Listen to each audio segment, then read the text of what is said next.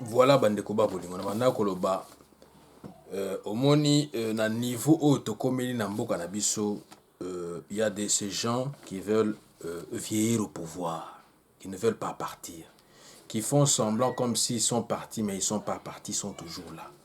Donc ils cherchent toujours à vieillir au pouvoir, y rester éternellement. Vous comprendre?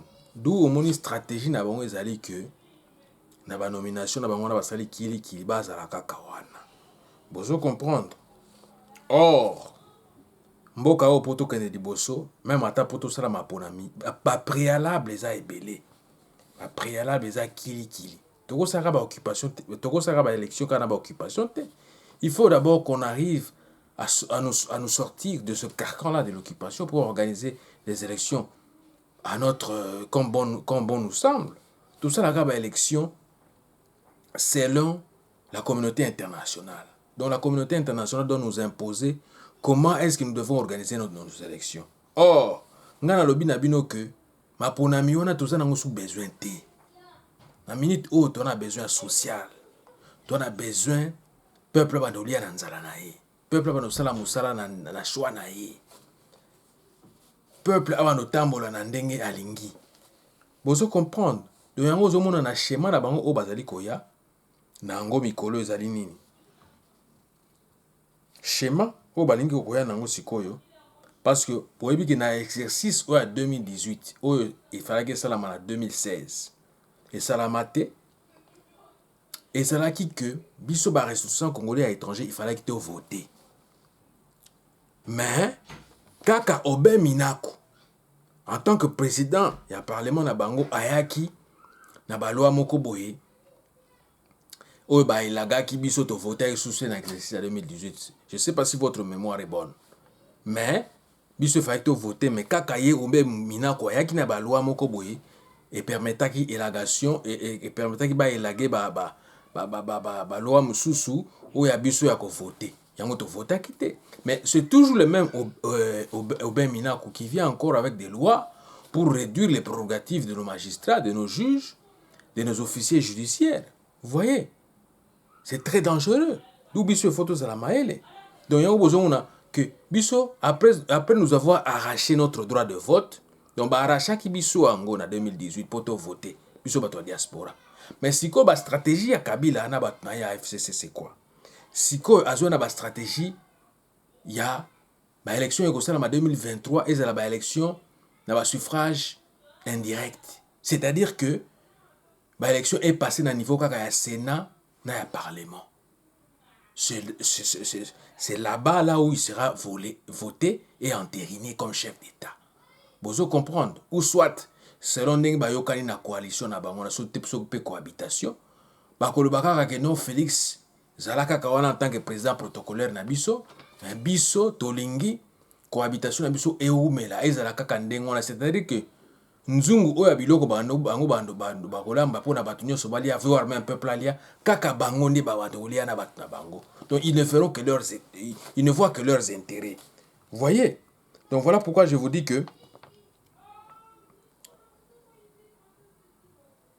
c'était quand, après avoir arraché aux ressortissants congolais vivant à l'étranger le droit de vote aux élections présidentielles de 2018, aujourd'hui Joseph Kabila alias Kanambe, voudrait une fois de plus arracher, cette fois-ci de mettre tout le peuple congolais son droit de vote en faisant pression sur les parlementaires, sur ses députés et sur ses sénateurs nommés, de procéder à sa désignation et à son entérinement en tant que chef d'État aux prochaines élections présidentielles à venir de 2023, si celles-ci s'organisent comme prévu selon le calendrier ou le cycle normal conformément à la CENI. Vous comprendre? Donc, bazoya toujours na agenda mabe. Vous mona agenda ya baloi wana Oben Minaku nango, voilà schéma oyo. Il faut favoriser élection semi-présidentielle et salama kaka na niveau à parlement kuna ba pona président. Vous comprendre? Donc tout sera limité à partir de là. Donc na parlement fantoche na bango wana bako se nommer bango moko. Donc ce sera comme l'auto-nomination ou l'auto-proclamation en tant que chef d'État. Vous voyez le danger? Donc, il faut tous à la maïle. Il faut tous à la maïle. Il y a un moment boy, on a profité pour na mobiliser ba imboka. Na mobiliser ba imboka na panza sango. Na lobela bino tala ba stratégie na bango to so timbele to ko poata bango. Vous comprendre? Donc ba proposition o ya obe minaku ezali na ba ezali na tina ya kovandisa ba stratégie ya chaos. Vous comprendre? Ce sont les stratégies de chaos qui viennent mettre en place maintenant. Vous voyez? Namboka na biso pambate ezali ko viser pérennisation et occupation na pouvoir et occupation oyo soit ya coalition to pe ya cohabitation ya bango mibale entre FCC na cash et umela seko na seko libela na libela miaka milele ezala kaka bango nde bakonzaka biso. Donc on voit toujours les mêmes figures. On en a assez, on en a marre. Hein? On en a marre. Des gens qui ont plus de 80 ans, plus de 82 ans, plus de je ne sais pas quoi. Âge à pension na Congo sur les âges ni mais bazo ko reconduire ba on a ba faire, bazo ko reconduire ba on a ba faire à état. Hein? Ba exercer ba fonction, ba toujours ba mandataire. C'est très regrettable pour notre pays. Donc c'est-à-dire ba koyokana pona kokanga to pe pona ko bloquer mboka na biso na peuple congolais zaïrois d'origine batikala na kati ya otage perpétuel. Vous comprendre? Donc balingi kozwa mboka lokola nzungu ya bilei na bango ya kolia. Vous comprendre? Na lokoso pona kaka ba intérêt na mabumu na bango. Vous comprendre? D'abord en lieu et place du peuple d'abord. Na ba slogan ba yaki nango à son temps UDPS avant ba sala ba cohabitation na ba cohabitation. Soit disant que non, ce sera le peuple d'abord. Mais aujourd'hui, on voit que c'est d'abord la coalition. On voit d'abord que c'est la cohabitation. On voit d'abord c'est le parti d'abord. C'est regrettable. C'est regrettable. Où est la part du peuple congolais ou du peuple zaïrois d'origine? Et ça t'est. Vous avez intérêt nabino. Donc, batu bayaka wana ba homme politicien bayaka mingi na bamboka so tel bamboka nyos tout développé dans le monde entier. Bayaka wana pour na so basali mandat na bango za pour na ba servir peuple, ba servir pe mboka ekene liboso pour na paix sociale. Vous comprendre? Pour na kimia evanda mais oya biso bazo ya wana kaka pour na ko s'enrichir. Et ça regrettable. Ils s'enrichir de manière précipitée et désordonnée. Ils ne voient que leurs intérêts. C'est regrettable. Donc, vous allez faire face na ba démagogue, na ba manipulateur, c'est-à-dire ba faux politicien. Vous comprendre? Pour ne pas dire des aventuriers, na ba jusseurs. Donc, ba ye wana kaka pour na ba dondo bazui mbongo ba na poche, mais le sort du peuple est ali bangote. Bomo ya peuple est ali bangote. Yango bomoni ba wela ki kondima kozala nommé na autorité morale na bango. Oya Simbi FCC Nakash qui est alias Kabila, alias Kanambe. Vous voyez? Moi, tout ce que je peux dire, très chers amis, très chers internautes, vous qui me suivez, vous savez, Bachema Nyon sont aussi Tomeki. Bachema Nyon sont à Mokilio, tous Tomeki na Mboko na Congo. Président élu, non élu, président nommé, ainsi de suite. Tous les scénarios possibles de Meki Namboka et tous les schémas Nyon Sotosto Meki Kasi ezali kaka kosimba te. Tosali soi-disant ba élection truquée, tronquée, démocratique, libre, transparente na kati ya occupation étrangère ya bapaya. Solution moko ezate, solution ekeleve. Vous voyez? Tomeki les sous schéma ya 1+4 à son temps. Vous vous rappelez en 2003. 1+4. Et Simbi Tétéon en 2006. J'ai accepté l'inacceptable. Et Simbi Kakate. Vous comprenez? Toye na schéma siko yo ya 1+1, c'est-à-dire association, il y a coalition, topé ya cohabitation, il y a FCC cash, et là comment go Kakate. Et là comment Kakate, très chers amis, très chers internautes. Siko esengeli quand même to mekabe ba schéma mususu, pour ba schéma ezebele. Il faut to meka quand même peu ba schéma mususu. Donc, si quoi esengeli to meka schéma misusu oyo pe ekoki komema biso na libiki oyo ekoki komema biso na mwa délivrance Vous comprendre. Tokoki komeka pe schéma ya soulèvement populaire. Popular uprising ne balobaka na lopoto. Pona to longwa na position ya occupation. Hein? Na position ya occupation étrangère ya bapaya. Vous comprendre parce que selon politique na bango oyo ya FCC na cash balingi komema biso na ba politique ya distraction. Hein? Ba politique ya ba diversion, ba yaki na ba procès.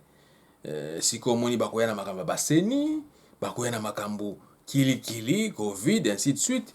Mais or que ça distraction. Eza distraction.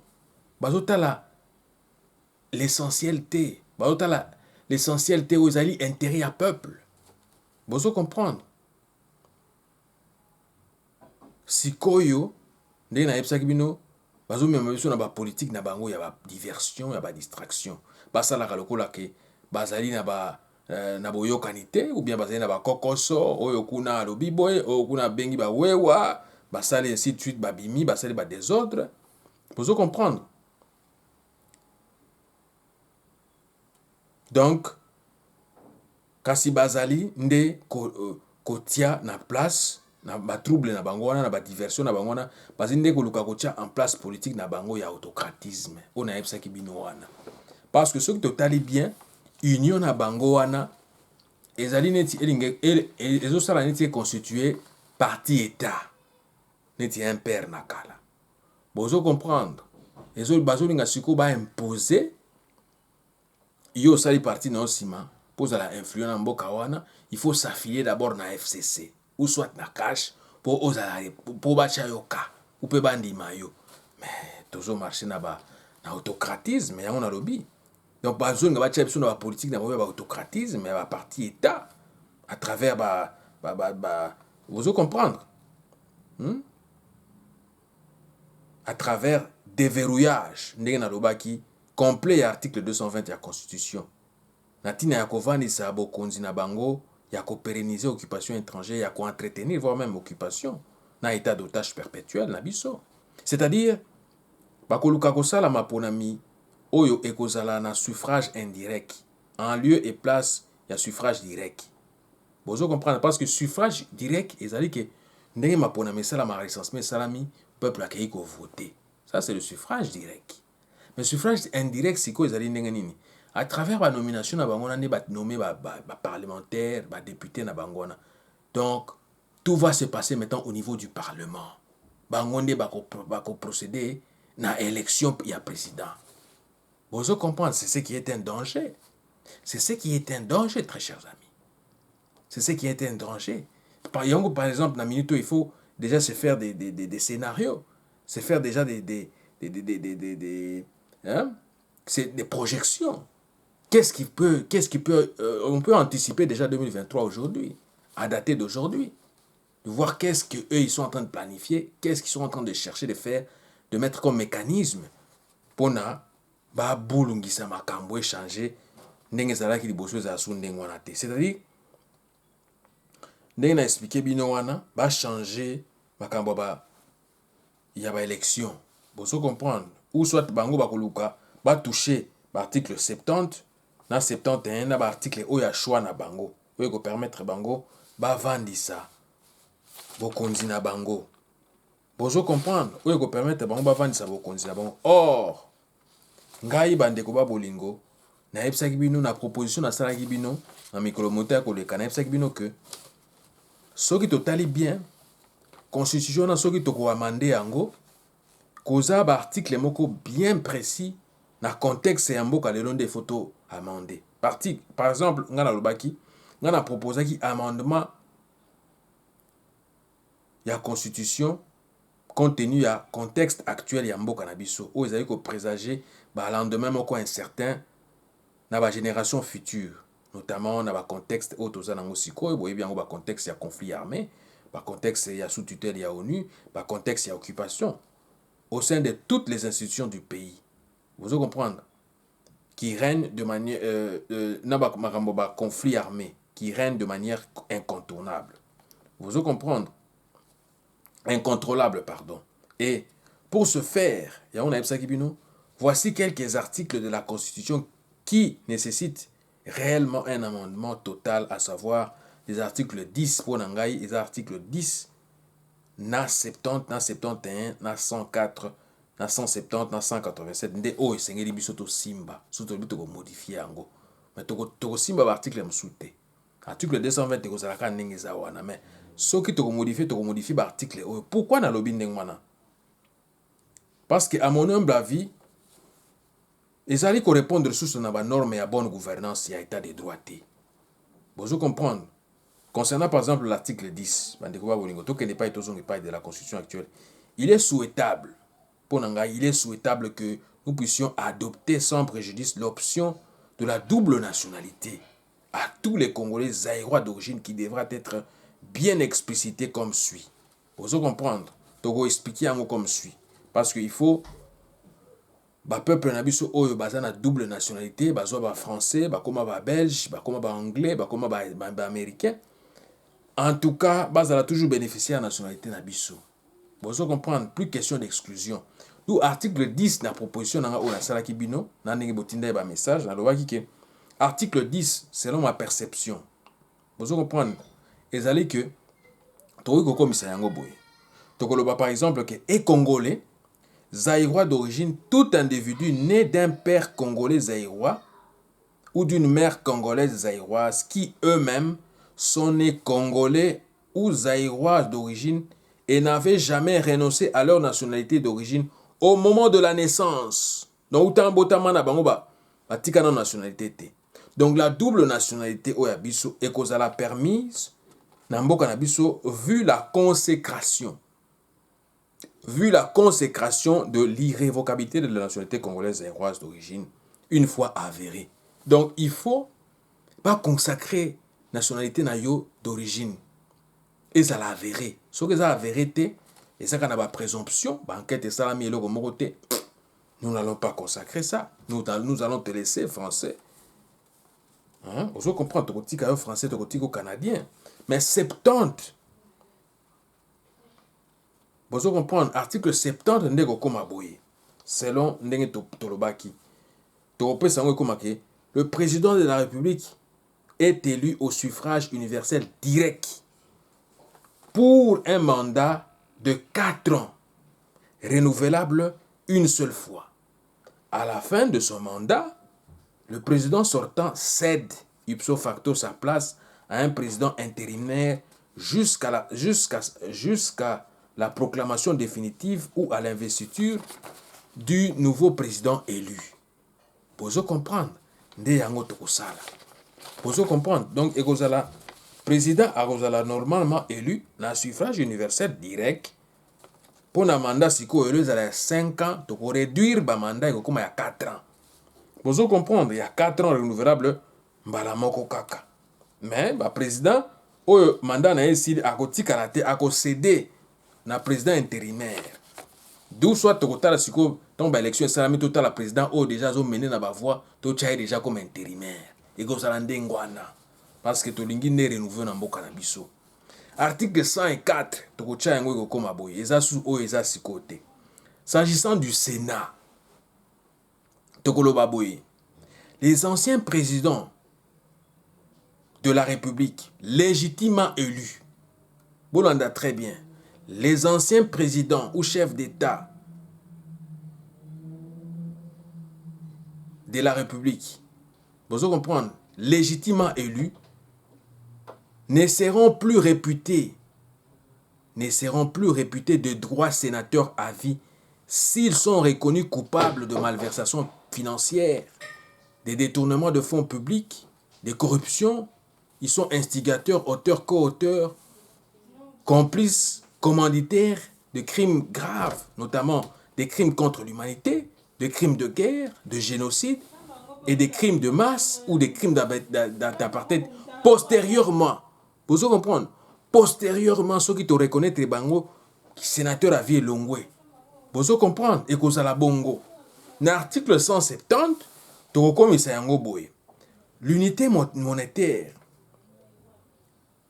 et où sera le makuta, voire même le nzimbu, seule monnaie de transaction dévolue sur tout le territoire congolais.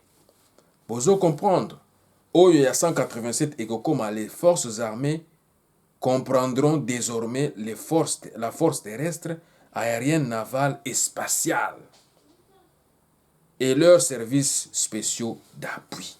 Donc wana nde ozomona ba proposition ya malonga yango wana nde tokoki koya nango. Eza ba proposition ya Aubin Minaku te ya lokuta. Tokobakisa pe tokolobake non. Bato il faut bakoma payer. So bana chômage, il faut bakoma payer tokotia yango na constitution. C'est ça, ce sont des propositions que nous pouvons venir avec. Pas de propositions. Oh, nous sommes là, kaka égoïsme, kaka bino moko bozonga, kaka wana, kaka bino moko kanga ba poste, ba jeune bako razwa misalate. Mais non, vous avez déjà fait vos mandats. Mandat na bino c'est sili. Boti kapé génération sika ya ezo allure parce qu'on doit assurer la relève. Même au sein de vos partis politiques ndenge bozaka wana, jamais vous assurez la relève. Voilà pourquoi vous voyez que Congo alobi koza suboete. Congo alobi koza suboete. Tozana ba problème oyo ezotala kaka ba parti politique te. Eza général. Eza général makambo ya kokanga maka na eloko ndire ya yo, ya bato famille na yo ou bien ya bandeko na yo kaka. Non. Boso comprendre. So totali bien historicité ya mboka na biso ba chef ba parti politique so baza société comme soit ya bana na bango ou soit ekufi ou soit des sous opérationnels et comme un conflit inutile. Pour se comprendre, voire même un orchestre, c'est la même chose. Qu'on la kaka qui leadership en comment est idolâtrie, qu'on la kaba idolâtrie pour un chef, azala kawana, mais non, ça doit prendre fin. Ça doit prendre fin. Yango bozo mona que biso ba makambo yo tozo linga esi là. Bozo comprendre, tozo linga esi là. Tozo linga esi là. Yango biso tokoloba que il faut tout télémer la proposition à Mina Kwana Zoya nango. Ce sont des propositions moko archaïques.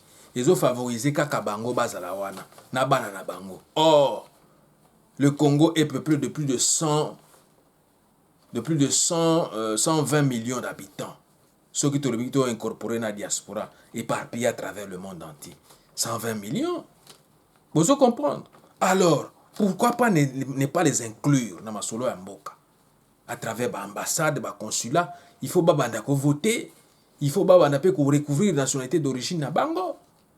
Vous comprendre? Les processus munene, les processus munene ko senga biso ba abnégation et ko senga biso détermination. Vous comprendre? Et ko senga biso abnégation na détermination. Vous comprendre?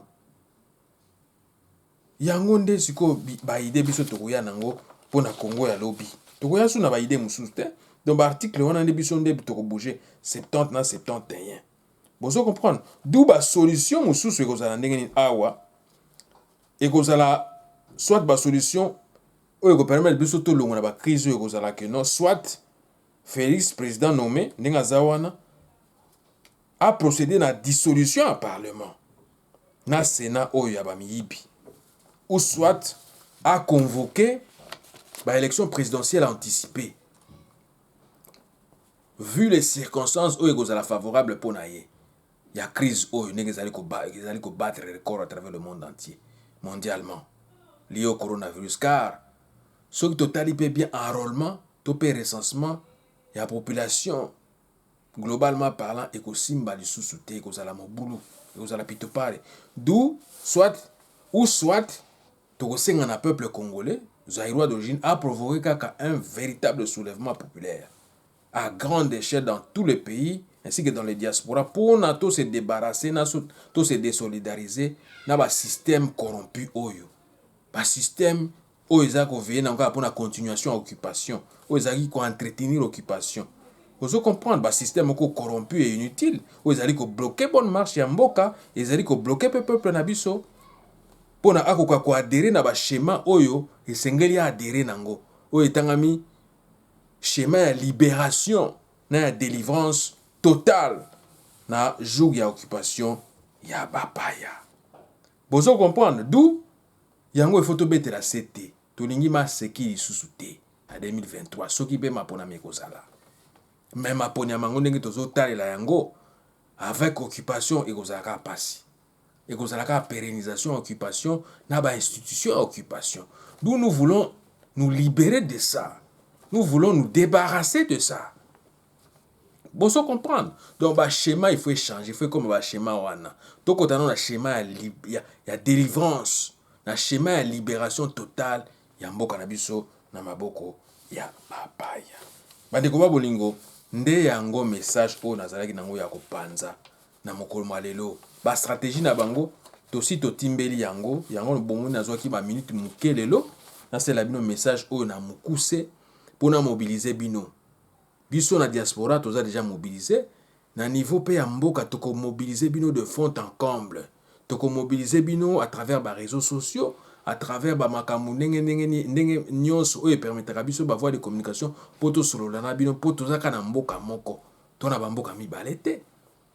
Stratégie na bango na yebisaki bino bien eza ba éparpiller biso, ba panza biso, to yeba na sute, to mwangana, to bungana.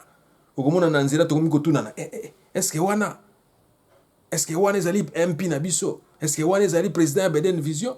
C'est ce que eux ils veulent, la communauté internationale et ses alliés et l'occupation et les agents de cette occupation là, les accompagnateurs de l'occupation, les acteurs de l'occupation. C'est ce que eux ils veulent.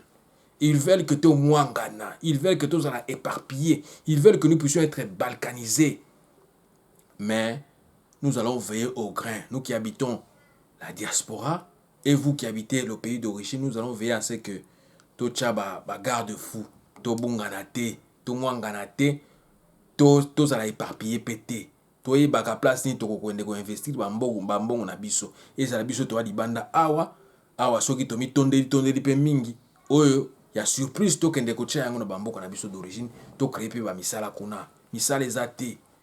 Ezate kaka nyonso to tikeli kaka o bakambi na biso o légitimement élu basala. Non, il faut plutôt aider bakambi na biso o baza légitimement élu to tcha bango pe maboko to sunga bango pe pour bakende liboso. Donc message nazaki nango yango bandeko ba bolingo. To zala bomoko, to ikampiko, to zala plus mobilisé, plus déterminé pour na bamboka na biso parce que ba plan ezay belé na epsaki bino ba plan musu ezali. Oh ba information batindi nangi nazo récolter ka appel mail na biso tovandi libanda ba signalaki ngai plan moko boye oyo communauté internationale ezali ko bongisa na ba oyo ba pona poto comme seconde patrie na bango ba résident awa oyo ba salaka awa oyo ba komanda bango installer côté plan mususu ba signalaki ngai eza oyo bango bazotinda bana bitinda na bango, c'est-à-dire ba occupant bakende ko dépeupler na ko déplacer biso na mboka na biso poto ya koto. Siko à leur tour qu'est-ce qu'ils veulent faire? Ils veulent nous ravir nos patrimoines.